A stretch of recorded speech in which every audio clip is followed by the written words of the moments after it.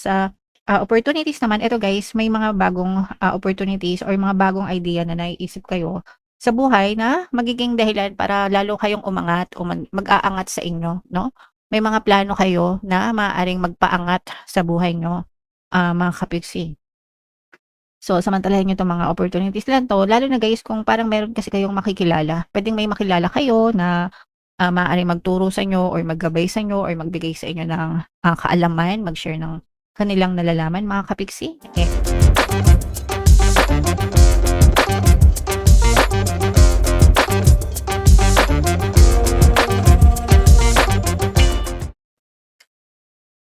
Hello guys, hello Libra, welcome back to Pinoy Pixie Tarot. Ang pamagat ng episode natin for tonight is full moon kapalaran para ngayong June to July para sa Libra, Sun, Moon, Rising sign and Venus. Yung ating full moon guys ngayong June ay sa June 30 mga kapikti, tapos yung next na full moon naman natin ay sa July 29. So ang reading na to ay para sa period na yan. And ang pamagat ng ating full moon guys ay strawberry moon mga kapiksi. So unahin natin tong deck na to guys. Ito yung mga angel messages para sa inyo or moon message guys. The answers you need are coming. So yung mga sagot na kailangan nyo, yung mga solusyon sa mga problema nyo, yung mga sagot sa mga tanong nyo guys, sa mga gumagambala sa isip nyo, paparating na yan guys. So huwag kayong mag-alala. Help is on the way, the answers are on the way. To you mga kapigsi, you don't have to worry. The universe got you. Okay? Attune to the moon, have an important conversation but stay calm. So, kung meron kayong mga kailangang kausapin, kailangang isettle with other people, makipag-usap kayo ng maayos, makipag-usap kayo ng kalmado kasi wala namang nare-resolve guys. Kapag nakikipag-usap tayo ng magulo yung isip, ganyan. So, kailangan palagi tayong kalmado mga kapiksi. Don't be superficial. Someone is trying to flirt with you. Have you noticed? So, kung may nakikipag-flirt sa inyo guys, as long as single kayo at saka single din, yung nakikipag-flirt sa inyo, okay lang yan. Kapag mga taken na guys, naku, layo-layo na at mga red flag yan, ayaw nyo ng sakit sa ulo at saka ayaw nyo ring makasira sa relasyon ng iba. So, iwasan na yung mga may karelasyon mga kapiksi. You need to laugh off this situation and just move on. May mga ibang bagay, sitwasyon sa buhay natin na hindi na kailangan pagtuunan masyado ng pansin, pagbuhusan ng masyadong energy mga kapiksi, no? Sometimes kapag dinededma natin, kusa na lang siyang nawawala kasi hindi na siya nabubuhusan ng attention. Nawawala din yung energy doon mga kapiksi, okay? And for some of you, job applications have good prospects. So, sa mga nag-a-apply ng trabaho guys, magandang balita yan kasi maaaring magkaroon kayo ng mga magagandang update or balita dun sa mga trabaho na ina-applyan nyo, mga kapiksi. Okay? So, yeah. Comment down below if naka-resonate kayo dyan sa message na yan.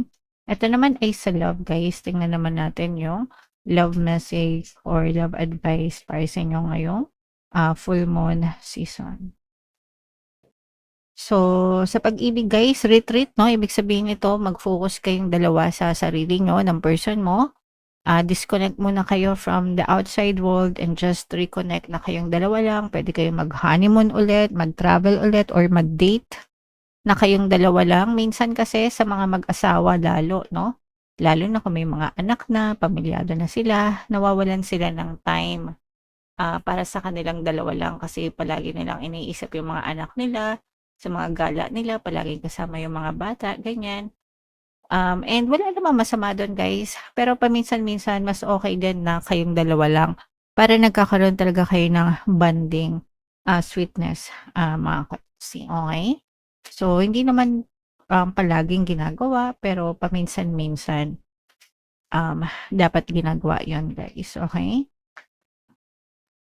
Another message, free yourself. Ito guys, kailangan mo ng pakawalan yung mga dapat pakawalan, no?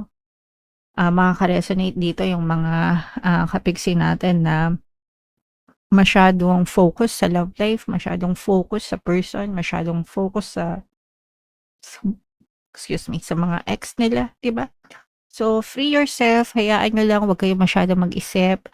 'Wag kayong mag-isip ng nega sa relationship. Kailangan you have trust and faith dun sa person niyo, dun sa relationship.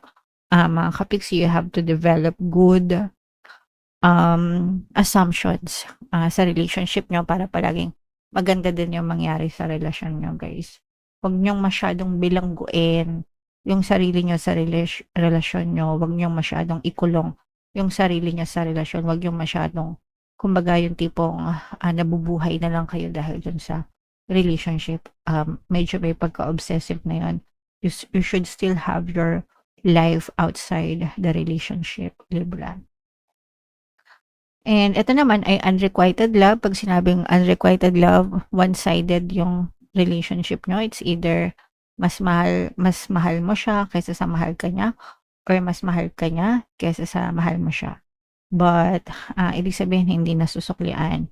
There's not enough chemistry. Minsan sa una okay lang yan, pero pag tumagal-tagal, unsustainable kasi ito, hindi ito na-maintain, guys. Kasi kapag na-drain kayo, kunwari ikaw yung giver, siya yung taker, madidrain ka dyan, matutuyot ka.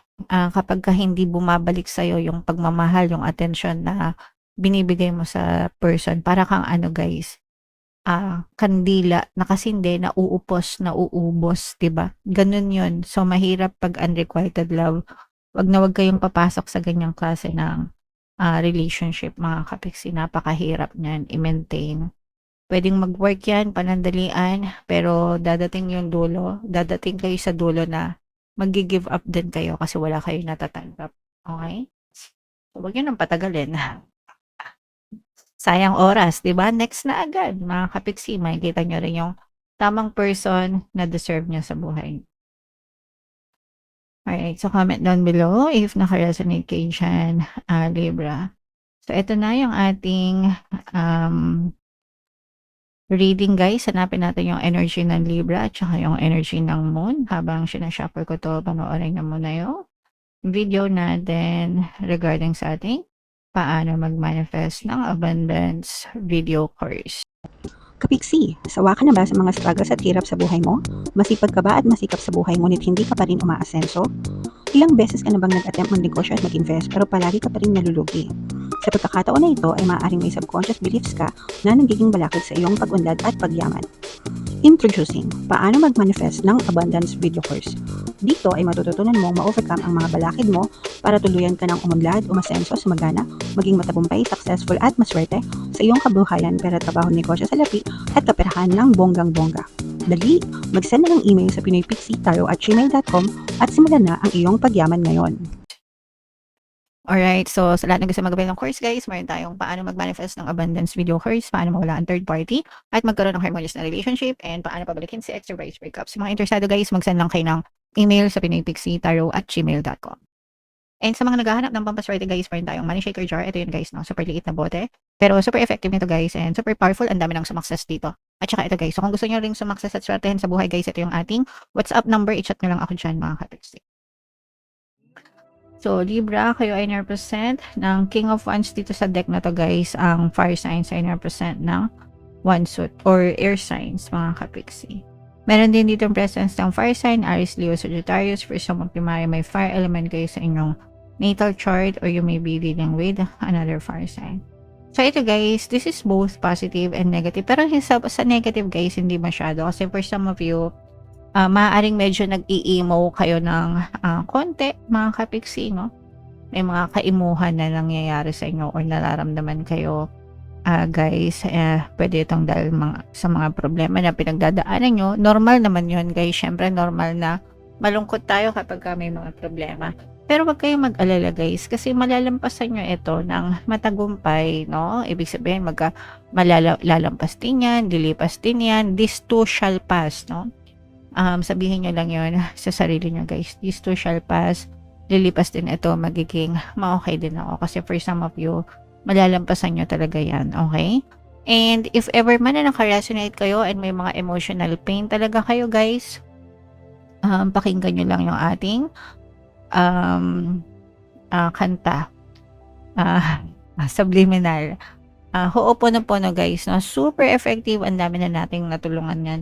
Nandyan lang yan sa homepage natin, mga kapiksi. Okay?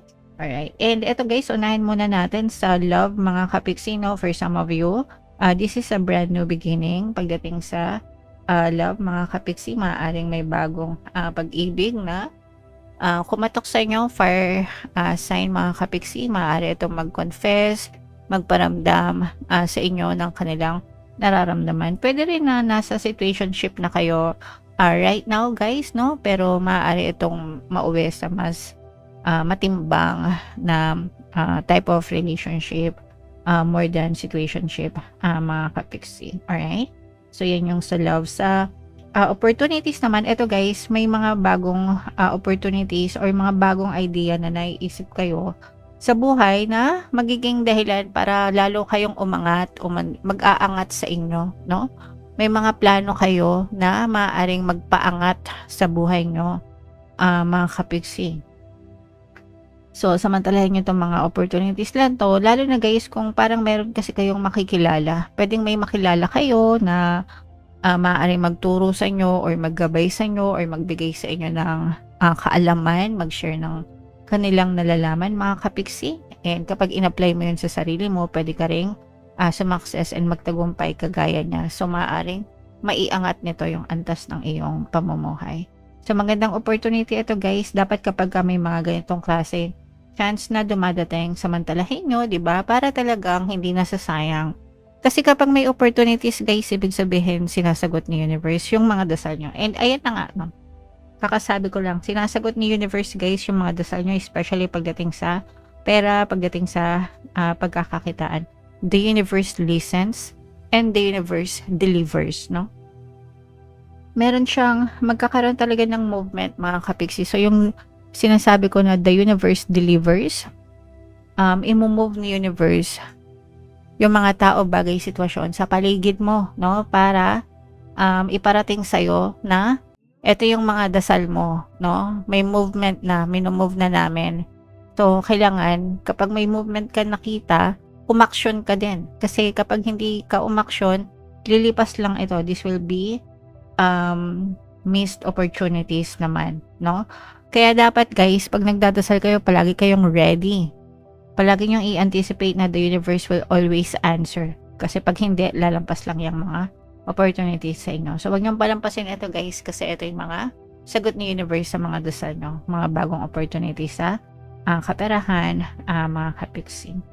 Also guys, this is a reminder to pay attention din sa inyong kalusugan guys, no? Kasi baka masyado kayong nakafocus sa paghahanap buhay, pagtatrabaho, pagnenegosyo, na baka nawawala na kayo ng time para alagaan yung sarili nyo or baka nasasagad nyo yung kalusugan nyo. So, hindi rin yun maganda. Dapat balance lang, mga okay?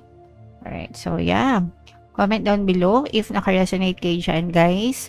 And yung mga magaganda dito, itong mga magagandang opportunities na to, mga answered prayers, mga kapiksi, lahat yan. I-main-main nyo na sa comment section. Yan yung mga magagandang energy na nakita natin para sa inyo, mga kapiksi. And for more tarot readings guys, ito yung playlist nyo. Ito naman yung ating success stories ng paano mag-manifest ng abundance video course. Panoorin nyo itong video natin guys about money shaker jars. Thank you for liking, sharing, and subscribing. See you next time guys. I love you all. Have a nice day. Bye-bye.